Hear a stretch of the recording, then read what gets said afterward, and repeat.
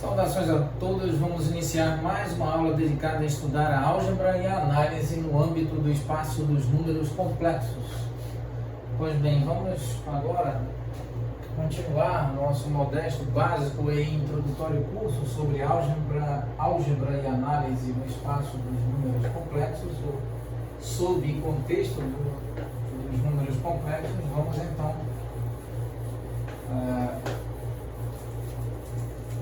mais uma vez ressaltando que as referências bibliográficas utilizadas para a elaboração desse modesto, básico e introdutório curso é composta por diversos livros, entre os quais o livro do professor Geraldo Ávila, de abençoada memória, o livro do professor Edmundo Capela, os livros, as anotações e os livros do professor José Maria Eduardo Massaro, entre outros livros que tratam dessa temática.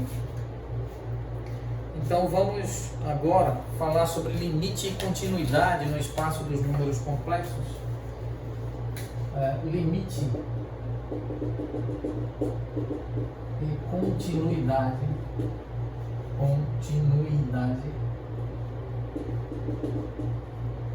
no espaço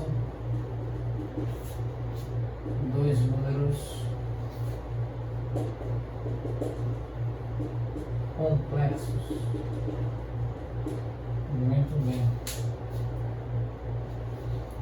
Então vamos considerar aqui um domínio no espaço dos números complexos. Vamos considerar aqui uma determinada região dos números complexos, do espaço dos números complexos, com o número complexo Z0 e raio delta. Bem como vamos considerar um outro espaço, um outro disco, aqui assim, mal desenhado, um outro disco, e uma região rachurada aqui de intersecção entre o disco de contorno vermelho e o disco de contorno azul. Vamos considerar aqui um ponto Z, ou seja, mais um número complexo, e vamos considerar um conjunto imagem também no espaço dos números complexos, onde nós temos o L associado ao Z0 e esse disco aqui com raio epsilon, havendo também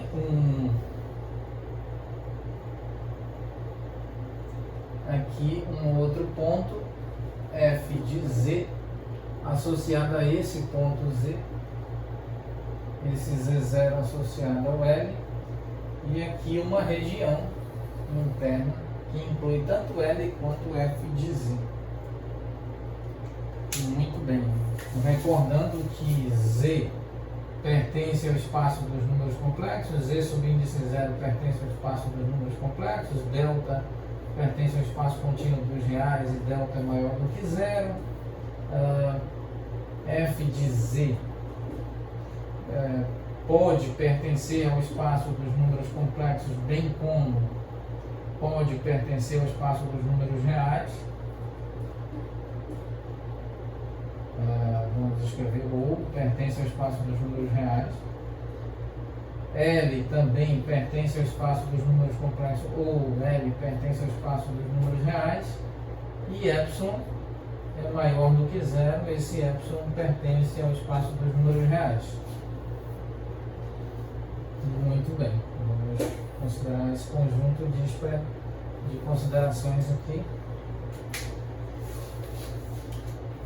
E agora vamos definir Z0, nós já sabemos qual é a definição de ponto de acumulação no espaço dos números complexos.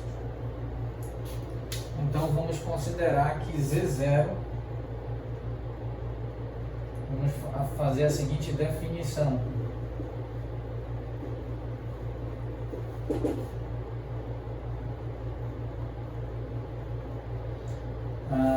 assumindo e Z0 é um ponto de acumulação, tal como nós definimos em aulas anteriores, um ponto de acumulação do domínio de uma função f, domínio dessa função f, aqui está, esse é o domínio da função f, e essa é tipo a imagem da função f. Vamos escrever imagem da função f. Então, disse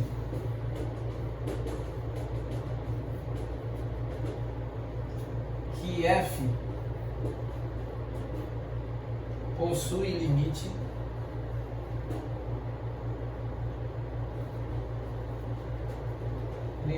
L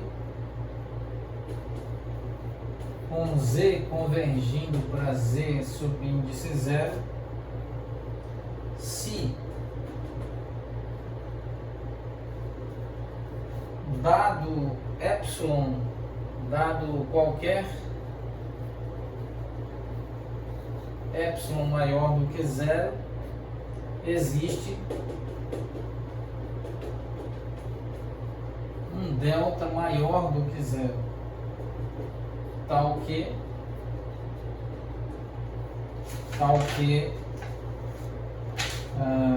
z pertencente ao domínio, z pertencente ao domínio de f de z,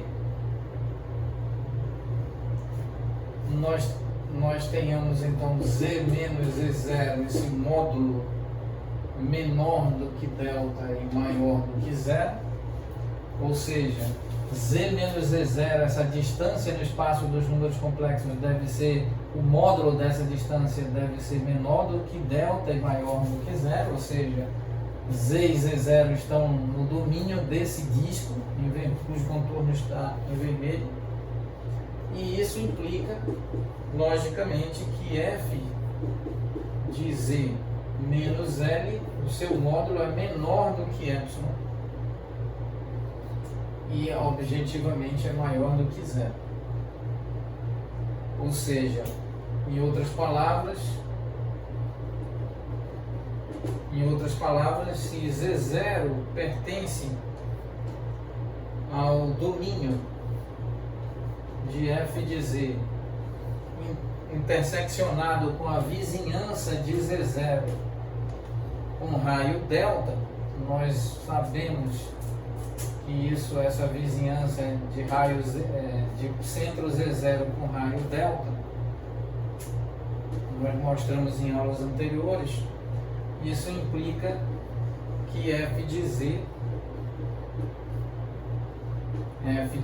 pertence à vizinhança cujo centro é L e o raio é epsilon.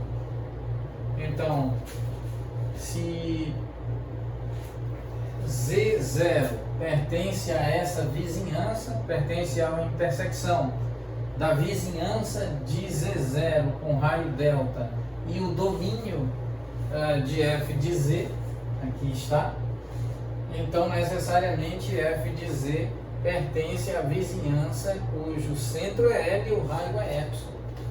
Muito bem. Então nós temos duas definições importantes, que é a de ponto de acumulação e a de domínio, imagem e vizinhança com centro em algum ponto e algum raio. Muito bem. Então é possível afirmar que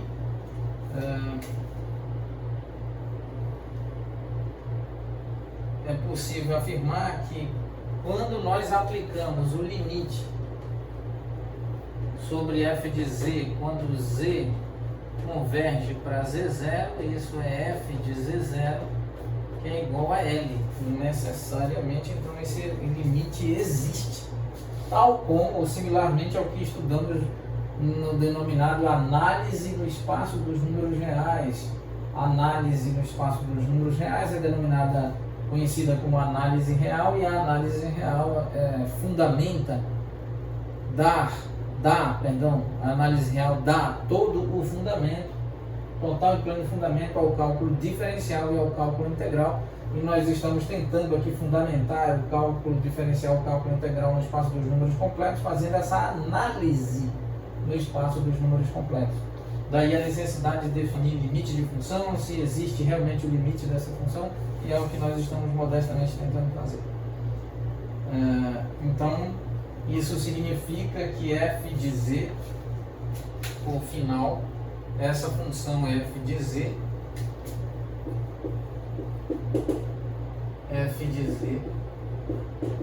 é contínua em z0 quando nós temos esse limite de f de z. Quando z converge para z0, isso é f de z0 igual a L. E para isso ocorrer é necessário que z0 pertença à intersecção entre o domínio de f de z e a vizinhança de z0, ou seja, a vizinhança cujo centro é z0 e o raio é delta. De modo que na imagem nós tenhamos também o fato de que f de z está vinculado aqui, pertencente à vizinhança cujo centro está em L, vizinhança em torno de L com raio epsilon. Muito bem, e isso pode ser expresso também assim: módulo de z menos z0 é menor do que delta maior do que zero, e f de z menos L, o módulo é menor do que epsilon maior do que zero.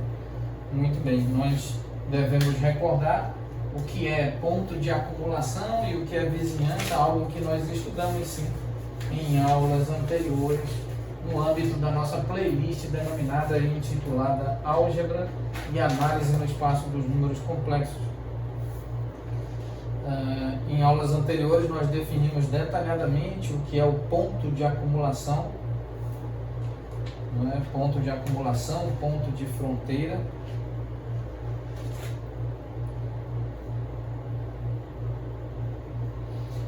Recordando, dizemos que Z0 é ponto de acumulação de um determinado conjunto C, esse conjunto C pertencente ao espaço dos números complexos, conjunto C contido no espaço dos números complexos, se qualquer vizinhança de Z0 contém infinitos pontos desse conjunto C.